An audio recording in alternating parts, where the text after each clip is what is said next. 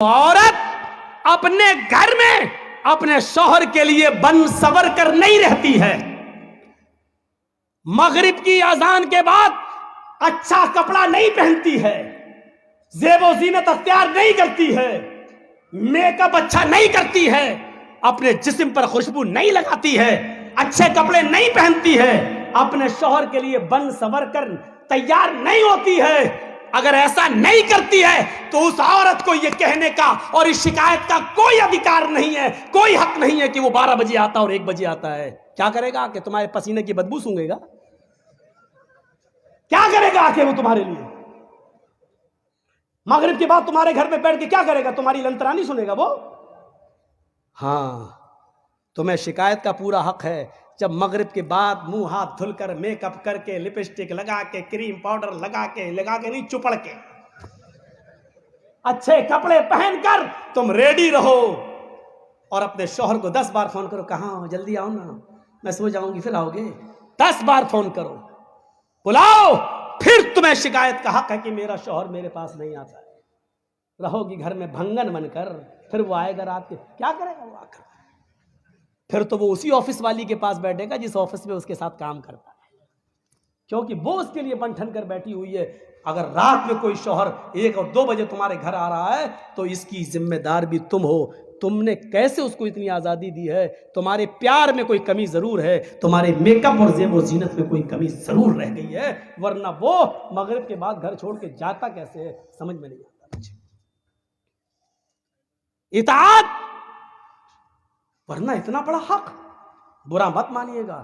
اللہ کے نبی صلی اللہ علیہ وسلم نے عورت کو اتنا حکم دیا ہے کہ شوہر کی اطاعت اتنا کرے گی کہ اگر شوہر اپنی بیوی کو اپنی کسی كيف تزود فرص حضورك لكأس العالم فيفا من الملعب؟ تقدر تسوي ضرورت کے تحت بلا رہا ہے, دن بھر آفس میں کام کر کے تھکا ہوا آیا ہے, اس نے شادی اس لیے کی ہے تاکہ اس کو سکون حاصل ہو. لتسکنوا الیہا, تمہاری بیویاں تمہاری سکون کا ذریعہ ہیں. جب بیوی سے سکون ہی نہ ملے تو کہاں جائے وہ؟ اس لیے فرمایا آئے اللہ کی بندیو, اللہ کے نبی کہتے ہیں میری مومنہ عورتوں کان کے پردے کھول کر سنو, تمہارا شوہر اگر تمہیں اپنی خاص ضرورت کے لیے تمہیں بلا رہا ہے, رات کے کسی بھی حصے میں تمہیں بلا رہا ہے یا دن کے کسی بھی حصے میں تمہیں بلا رہا ہے, تو تمہیں انکار نہیں کرنا چاہیے, انکار نہیں کرنا چاہیے. تمہیں اپنی شوہر کی فوراً بات ماننا چاہیے. یہاں تک کہ اللہ کے نبی نے کہا علی قطبن, اگر تم اونٹ کے کجاوے پر بھی بیٹھی ہو تب بھی تمہیں آنا پڑے گا. اونٹ کا کجاوا تمہیں سمجھ میں نہیں آئے گا. عرب کی عورتیں جب ڈیلیوری کا وقت قریب ہوتا تھا, ان کے بچے کی پیدائش کا وقت جب قریب ہوتا تھا اور بچہ جننے کا وقت جب قریب ہوتا تھا تو وہ درد سے بچنے کے لیے اونٹ کے کجاوے پر بیٹھ جاتی تھی. اور ایسا بیٹھنے کا مقصد یہ تھا کہ بچہ آسانی کے ساتھ پیدا ہو جائے اور ان کو درد نہ ہو. اللہ کے نبی نے فرمایا, میری ماں بہنوں شوہر کا اتنا خیال رکھا اللہ کے نبی نے, اس کو غلط راستے پہ نہ جانے دیا جائے, اس پر تمہیں اتنا خیال رکھنا پڑے گا.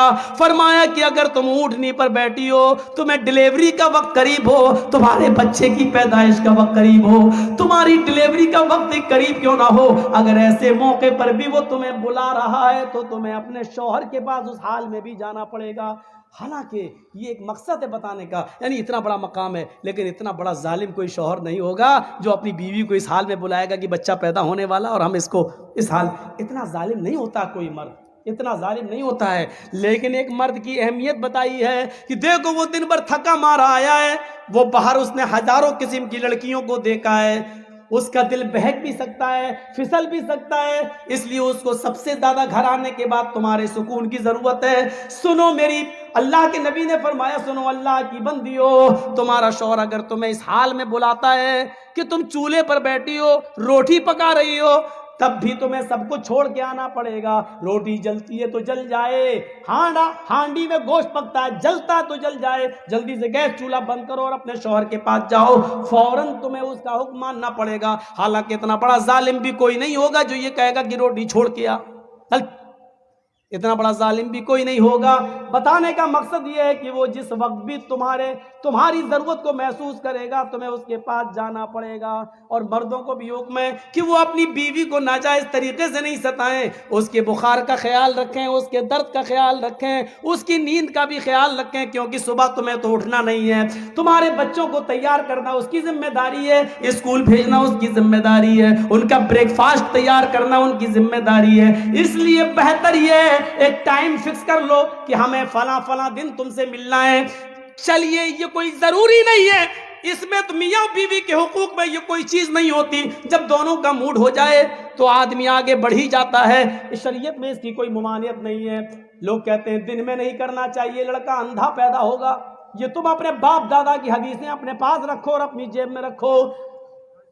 اللہ کے رسول نے تو عورت کو حکم دیا ہے کہ نفلی روزہ تم اپنے شوہر کی اجازت کے بغیر نہیں رکھ سکتی ہو سکتا ہے کہ دن میں تمہارے شوہر کو تمہاری ضرورت پڑ جائے اور تم کہہ دو میں روزے سے ہوں، اور اس کے دل میں آگ لگ جائے، پھر وہ غلط راستے تلاش کرتا پھرے۔ اس کا مطلب یہ ہوا کہ دن کے بھی کسی حصے میں شوہر اپنی بیوی سے ہم بستری کر سکتا ہے۔ کل یہ نہ ہو چاہے کہ ہوٹلوں میں بیٹھ کے مولانا بڑا بدتمیز تھا، کیسی باتیں کر گیا، یہ دین کا ایک حصہ تھی، میں بتا رہا ہوں۔ تو اطاعت بالا اپنے شوہر کی اطاعت کرو۔ اس میں اب تو پرچہ جیب میں رکھنا پڑے گا، ٹائم۔ اب ایک دو باتیں اور سن لیجئے، بڑی دلچسپ بات ہے۔ تو 4 چیزیں ہو گئیں، 5 وقت کی نماز پڑھتی ہو، رمضان کے پورے روزے رکھتی ہو، اپنی سطر کی اور شرمگاہ کی حفاظت کرتی ہو، اور اپنی شوہر کی اطاعت و فرما برداری کرتی ہو۔ یہ 4 کام جو عورت کر لے کیا ہوگا؟ فَلْتَدْخُلْ مِنْ أَيِّ أَبْوَابِ الْجَنَّةِ شَاءَتْ، یہ جنت کے جس دروازے سے داخل ہونا چاہے ہو جائے، اللہ کے فرشتے کھڑے ہوں گے، اے عورت 8 دروازے کھلیں، جا جس دروازے سے جانا چاہے چلی جا۔ یہ ہے عورت کو جنت کا سرٹیفکیٹ۔ ایک دوسری حدیث میں اللہ کے نبی نے فرمایا جس کی 3 بیٹیاں ہوں گی یا 3 بہنیں ہوں گی، بہنیں یعنی باپ کا انتقال ہو گیا تو بہنوں کا ذمہ دار بھی تو بھائی ہو گیا نا، تو جس کی 3 بیٹیاں یا جس کی 3 بہنیں ہوں اور باپ کا انتقال ہو گیا ہو اور بہنیں اس کی نگرانی میں ہوں، تو جس کی 3 بیٹیاں یا 3 بہنیں ہوں اور اس نے ان کو پڑھایا ہو، لکھایا ہو، اچھا ادب سکھایا ہو اور اچھی تعلیم دی ہو، اور اس کے بعد ان تینوں کا نکاح کر دیا ہو، ان تینوں کی شادی کرا دی ہو، دیندار گھرانے میں ان کا گھر بسوا دیا ہو، تو ان تینوں کا نکاح کرا کے ان کا گھر بسانے والا، ان بہنوں اور بیٹیوں کا گھر بسانے والا جنت میں میرا پڑوسی بن کر رہے گا۔ کہاں رہے گا؟ جنت میں میرا پڑوسی بن کر رہے گا۔ اللہ کے نبی صلی اللہ علیہ وسلم کے پاس بہت سا مال آیا، صحابہ کرام مسجد میں پہنچ گئے، یہ مال تو سب میں تقسیم ہوگا۔ تو فجر کی نماز سے پہلے اللہ کے رسول صلی اللہ علیہ وسلم مسجد میں پہنچے تو دیکھا صحابہ مسجد میں پہلے ہی پہنچ گئے، ابھی اذان ہوتی تھی تب آتے تھے، آج تو یہ پہلے ہی آ گئے۔ تو اللہ کے رسول نے فرمایا لگتا ہے شاید تمہیں خبر مل گئی کہ آج مال تقسیم ہوگا۔ بحرین سے مال آیا تھا، بہت مال، تو سب صحابہ میں بٹنا تھا، تو صحابہ نے کہا ہاں اللہ کے رسول مال تقسیم ہوگا، اس لیے ہم چلے آئے۔ اللہ کے رسول نے فرمایا میری بیوی نے بھی چولہا سنبھال لیا ہے، کیونکہ اس مال میں میرا بھی حصہ ہے، آج میرے گھر میں بھی چولہا جلے گا۔ حضرت عائشہ نے 15 دن چولہا نہیں جلا ان کے گھر، عائشہ نے چولہا سنبھال لیا۔ اللہ کے رسول آج تو کچھ ملے گا؟ ہاں آج گوشت پکے گا ہمارے گھر، تم چولہا سنبھال لو، لکڑیاں رکھ لو، چولہا پوت لو۔ فجر کی نماز کے بعد مال تقسیم کرنا شروع کر دیا، تقریباً 11 بج گئے، یعنی زوال کا ٹائم ہو گیا، تب تک مال بانٹتے رہے اللہ کے رسول اور سب کو دے دیا۔ اللہ کے رسول کے حصے میں بھی 2 تھیلے آ گئے، 2 تھیلا بھر کے مال، سب لوگ جا چکے۔ اللہ کے رسول اپنے 2 تھیلے لے کر جیسے ہی گھر کی طرف بڑھتے ہیں، مسجد سے باہر نکلتے ہیں، گھر کی طرف جا رہے ہیں، تو آپ کا راستہ 2 یتیم بچوں نے روک لیا۔ ایک کی عمر 7 سال، ایک کی عمر 9 سال۔ ایک نے دایاں تھیلا پکڑ لیا، ایک نے بایاں تھیلا پکڑ لیا۔ ایک نے کہا اللہ کے رسول میری ماں نہیں ہے، ایک نے کہا اللہ کے نبی میرا باپ نہیں ہے، ایک نے کہا اللہ کے رسول میری ماں نہیں ہے، میرے باپ نے دوسری شادی کر لی، دوسری بیوی جو اس کے پاس آئی ہے وہ مجھے اپنا بیٹا ہی نہیں مانتی ہے، وہ اپنے اور بیٹوں کو کھلاتی پلاتی ہے، میرا خیال نہیں رکھتی۔ دوسرے نے کہا اللہ کے نبی میرا باپ نہیں ہے، ادھر میری ماں نے دوسری شادی کر لی، وہ باپ مجھے کچھ نہیں سمجھتا ہے اور وہ میری ماں کا غلام سا بن کے رہ گیا ہے، اے اللہ کے نبی صلی اللہ علیہ وسلم مجھ پر رحم کیجیے۔